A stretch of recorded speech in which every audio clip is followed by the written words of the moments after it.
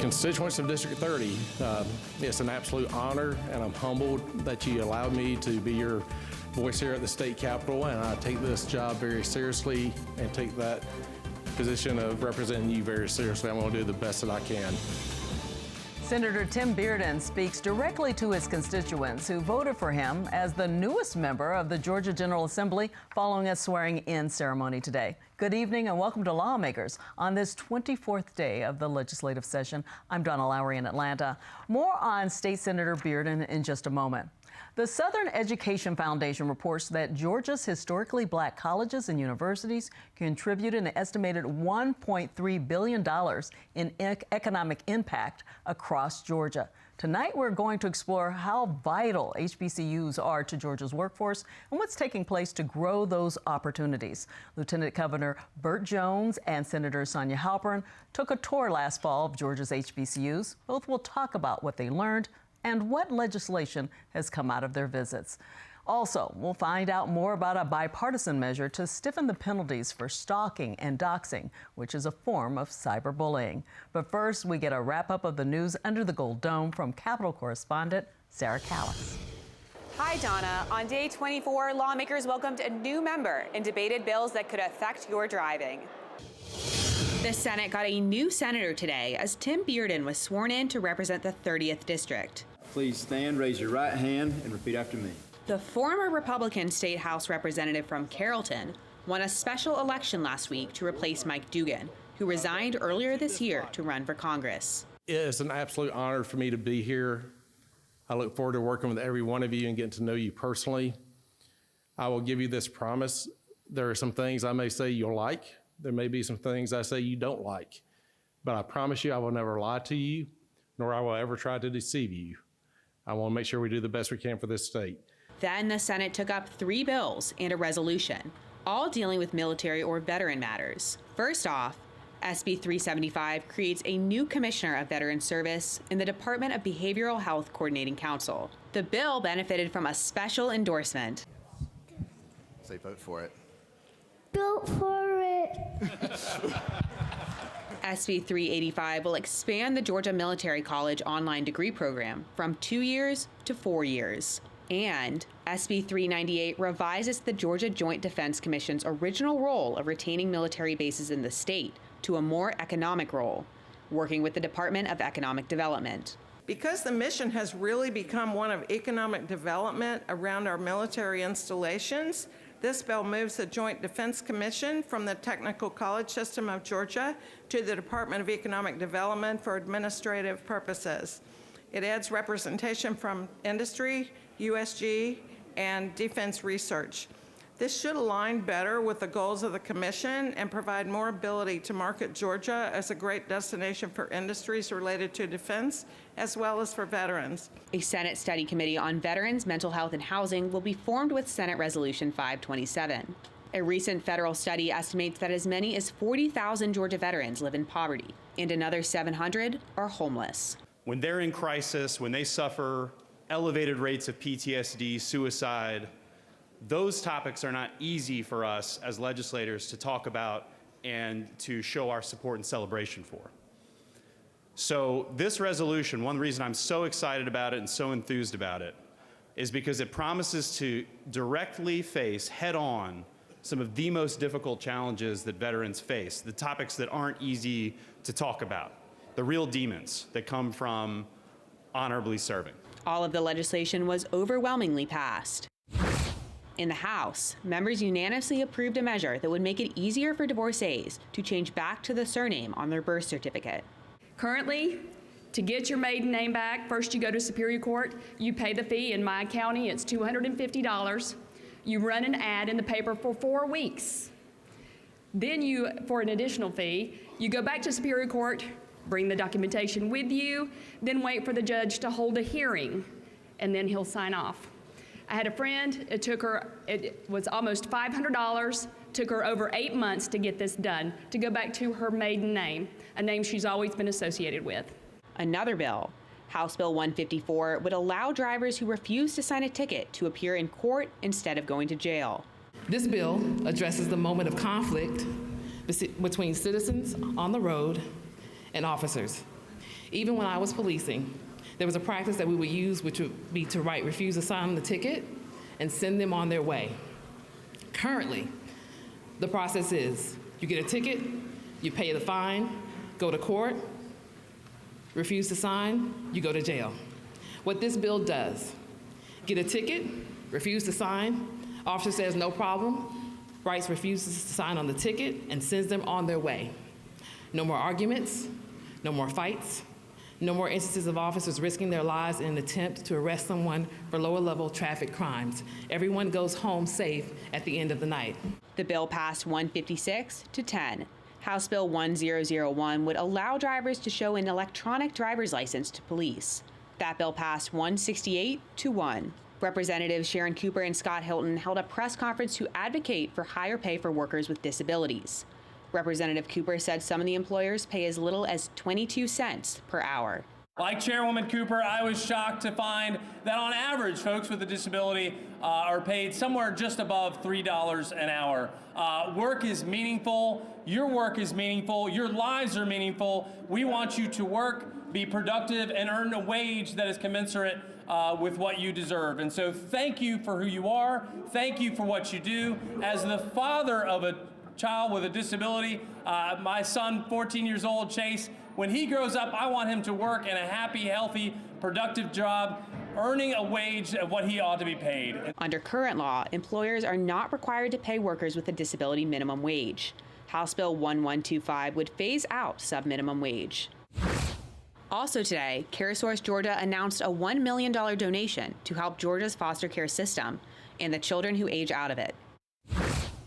Tomorrow is Alzheimer's Awareness Day at the state capitol, and lawmakers will return for day 25.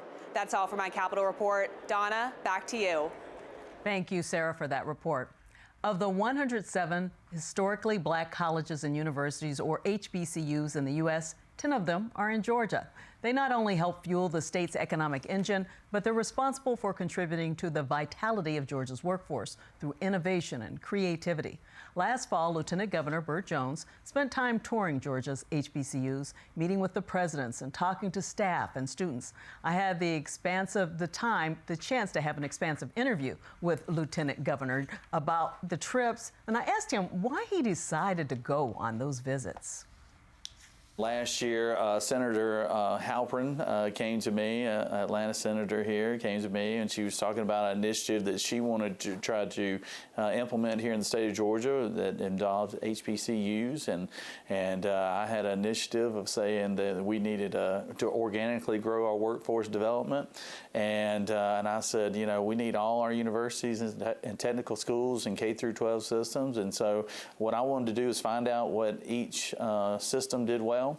And so the only way you can do that is by going and seeing it for yourself. And so we had some really good visits to, went to all of them, but, we had some really good visits to obviously the private schools, Spelman, Morehouse and Clark, and then also we went to Albany State, Fort Valley State, and Savannah State, and came away with a lot of good ideas about what we can do, and we're working on some budgetary items right now in Georgia to help. Just real simple things, but really meaningful at the same time, things that we can do through the budgetary process, and hopefully we'll get all those done this session. Yeah, so you visited private and public schools, but it's an overall workforce that you're going for, sure. not just those state schools and what they may offer and the students who go through those schools. Yeah, that's right. Number one was we wanted to find out what each school, did well, and then also find out how we could partner, either at the state level or bringing in private businesses and partnering that way. One of the things that was telling to me when I went to visit, particularly Spelman, Morehouse, and Clark, is that the lack of broadband access that those schools had through the Atlanta University Center there, that right there is totally something that was it was a budgetary item, that we are putting into the budget this year, and that gives that school system or that learning center there, which is just 3 blocks away from Mercedes-Benz Stadium, which is obviously the connectivity there is it's untethered, and I was like, well, this is one thing we need to do right out of the bat, and so that was something that we did. But learning about some of the schools programs also was good to know. Savannah State is for something I learned, it's a marine biology. Is one of their major curriculums there. That's something that we learned through that. Albany State, we learned about it growing in capacity right now, and we just need to work on some student housing for it to continue to grow and to continue to flourish. And then also we're looking at Fort Valley State being obviously one of the oldest universities here in the state of Georgia, an agricultural university. We're looking at what it would look like if it had a veterinary school as well. So that's something that we're going to put into the budget to look at a feasibility study of what that would look like. Obviously, that's something that is in high demand right now, is the lack of vets, and particularly in rural communities as well. So. It sounds like you talked to the students too. Oh yeah, absolutely. Yeah. We interacted with all the kids, and it was kind of fascinating how many kids, were from the state of Georgia, obviously, but also there was and particularly in the Atlanta schools, about how far-reaching a lot of those schools were. Your daughter, obviously, you tell me she went to Spelman.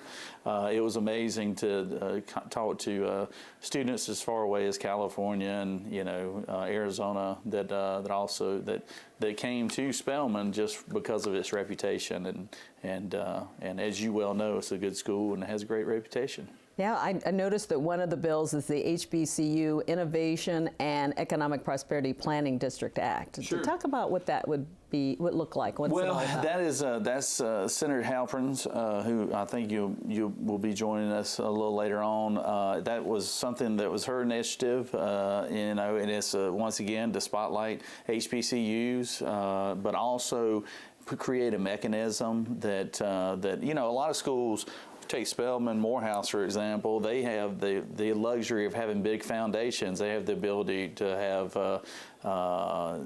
donors from all over the country that give to those foundations, and they can utilize those. Places like Albany State, Fort Valley, and some of those maybe not necessarily have that same opportunity. So what this initiative, along with other things, what I think is going to be really meaningful is that it's going to set up a foundation fund where we can draw down federal dollars, also get state dollars, but have private donors, almost like a commission, private donors that can donate to this as well. And then we can have people who are familiar with HBCUs on that commission to help decide who is in that network of schools is best suited, to receive more contributions or receive, grants or things of that nature. So I think it's a good tool.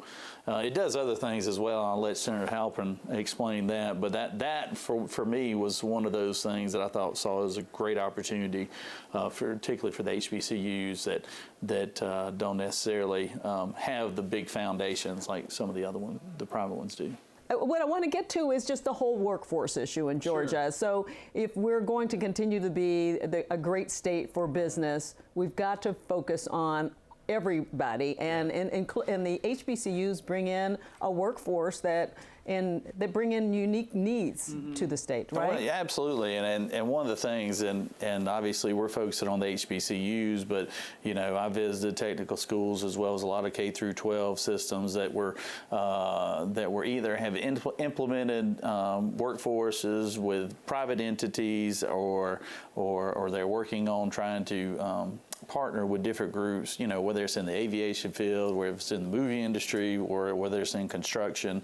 And you'd be amazed at some of the areas of the state where they're doing it really well. I always point to Savannah and Gulfstream, their partnership with the schools down there, particularly the K through 12 systems, where every year they're getting anywhere between 75 to 85 kids that are coming out of the high school programs that have gone through some of those college and career academy programs that we've implemented in place. The goal would be to try to do that in every region of the state, just because I tell people all the time, you know, we've got a lot of opportunity here in the state of Georgia, but what you don't have right now is you've got a labor shortage. So we need all our educational institutions to be partnering with us and helping build that organically.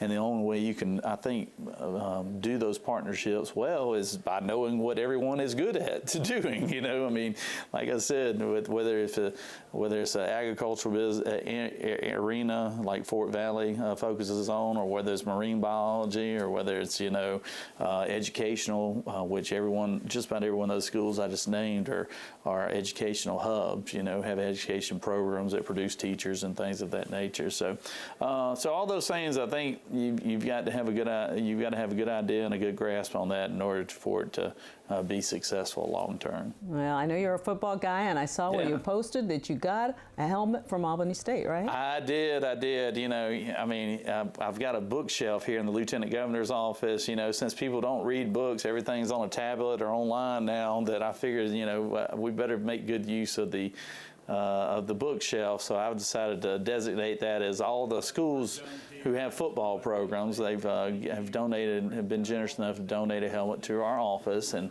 Albany State was the most recent one. So we go Rams. We appreciate that, and we appreciate their partnership, and really been very impressed with the leadership there, and we're going to try to have a long-term partnership with them.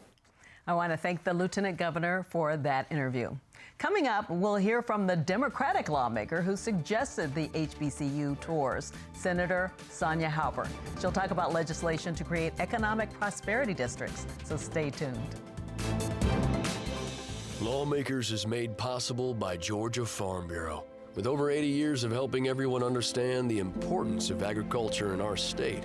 After all, ag is Georgia's #1 industry. Food and fiber production represents over $74 billion in output of Georgia's strong economy. The Georgia Farm Bureau legislative team works to represent producers across Georgia at the state capitol during the session and year-round. Georgia Farm Bureau, the voice of Georgia farmers. People put their faith in PBS because they know that it is constantly delivering quality. It covers the whole of the United States. It's a free and independent media. We go where the viewers are. What are the conversations that are happening right now? We feel that civil discourse is a civic responsibility. What we do is authentic reporting that people can trust. We give time so you can hear voices on all sides of an issue. This is the place that people turn to for stories that matter. And they know that when they walk away, they will have learned something about the world around them. That's why this makes PBS important for daily life and, in the end, our world.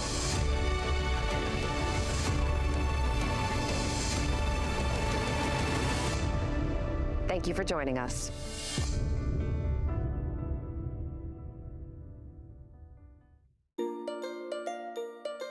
Community.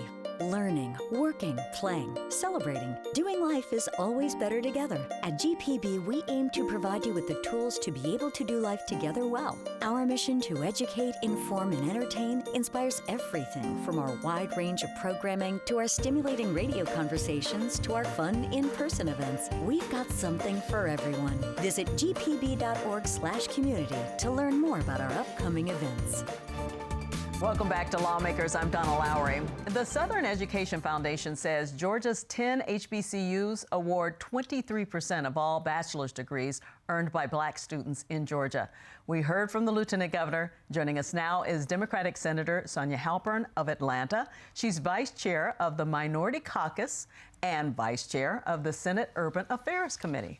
Welcome. Thank you for being here so much. Thank you. Before we get into legislation, just tell us your overall thoughts on that tour you went on. last fall? I thought it was great, and I was really glad that the Lieutenant Governor wanted to join me and visit the campuses. I, of course, have been on all of those campuses, and I am excited that he got the opportunity to step foot as a state senator in his role before Lieutenant Governor. He knew of some of the schools and had been to some, but had definitely not had the chance to visit all, as none of them were in his district. So it was a great opportunity for him to also see some of the great work that's happening at schools that he was not as aware of. Okay, so we have pictures we're going to put up of some of the specific visits. Can you say a little bit about each one as we go through them? And let's begin with Fort Valley State University. That is a big piece of meat they're looking at. Yes, it is. And they have a veterinary sciences program there. And what you might not notice, but that's all young women. In that photo there. So they have come from different parts of the state, and they are learning all about veterinary sciences, including meat.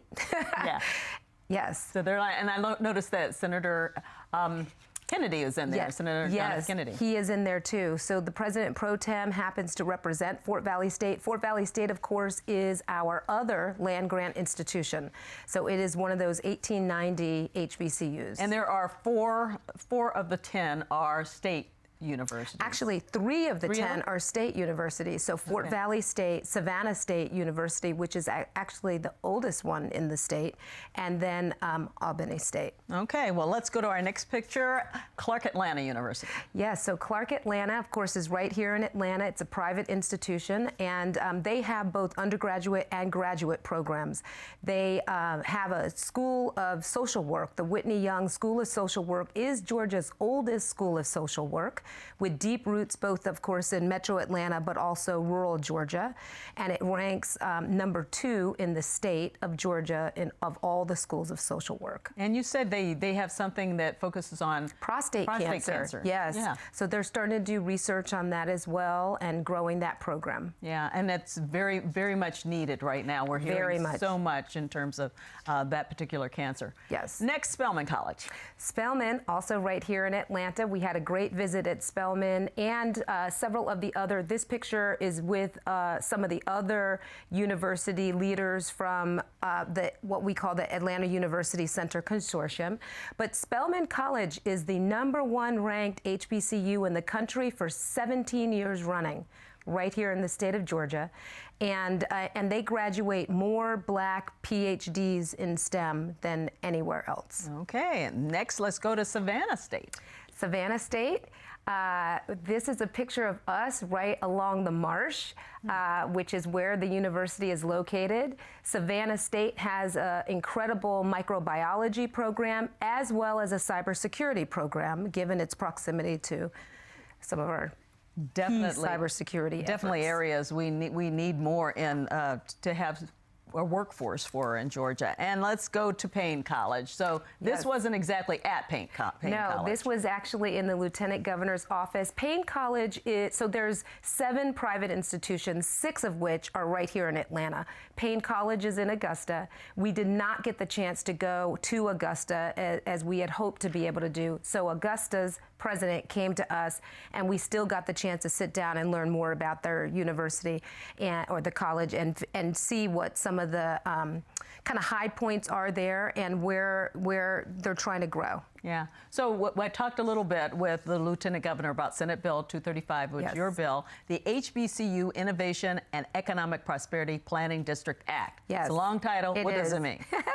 It is a long title, but don't be dismayed by that. Really what we're trying to do is figure out new innovative ways to really empower the universities and colleges and the communities in which they sit. So all of these schools, all 10 of them, do sit in underinvested communities, yet are anchor institutions and have done a phenomenal job. You said some of the statistics earlier in graduating students, generally Black students, but really there's a lot of diversity on these campuses as well.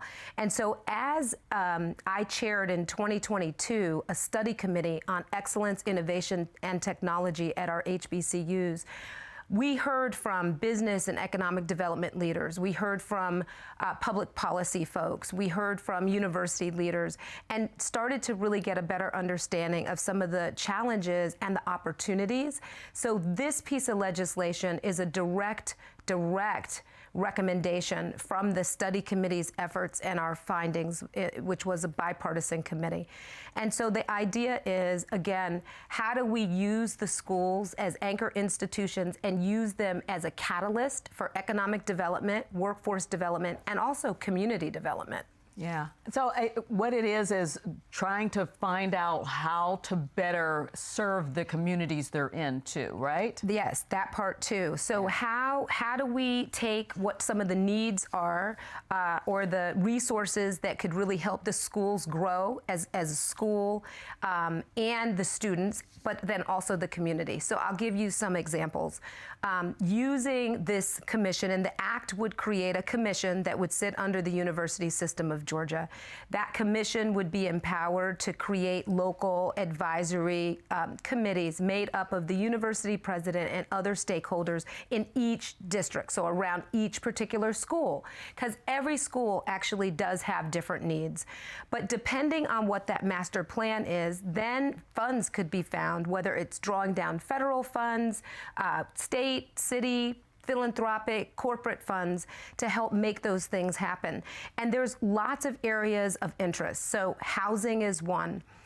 More student housing is necessary. How do we help the universities be able to do that? It could be small business incubators.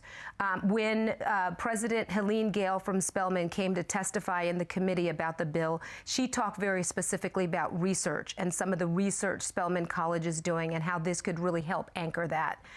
It could be digital broadband, really helping to expand broadband. There is infrastructure needs on all of these campuses in terms of technology, and not just the schools, but the communities in which they sit. Yeah, and your bill has bipartisan support, so it does. The bill has bipartisan support. I'm very excited to get it on the floor. Maybe even as early, well, it has to be before crossover day.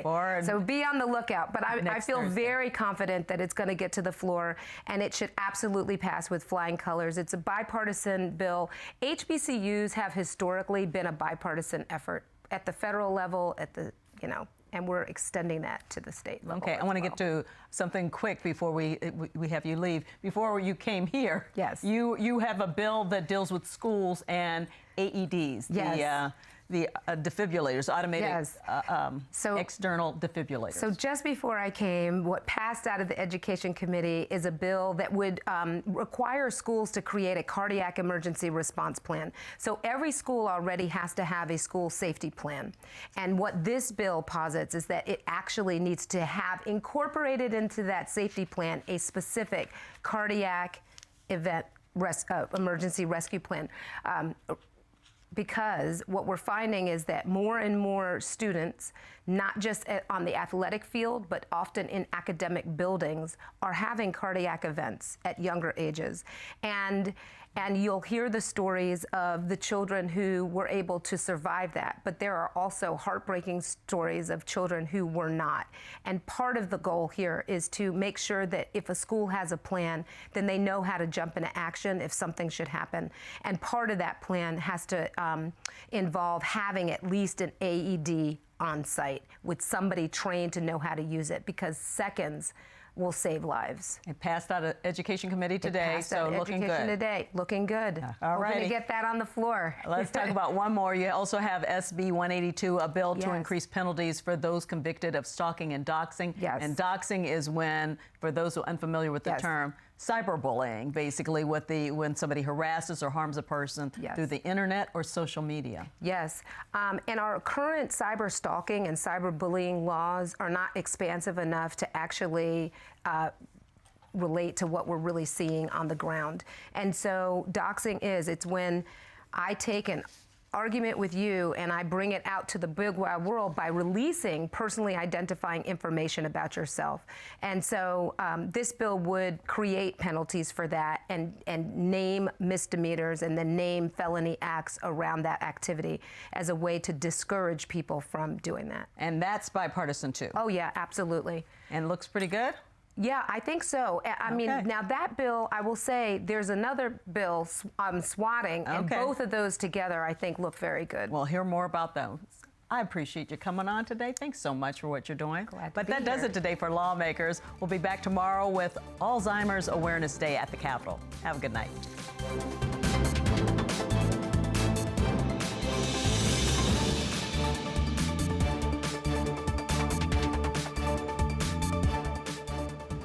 Our mission has always been to support Georgia farmers. That's why we created Georgia Farm Bureau Mutual Insurance Company, providing financial protection that farmers needed. While this remains the same today, we've grown to protect all Georgians through home, auto, and life insurance. From the very beginning and into the future, we stand for every Georgia community. We are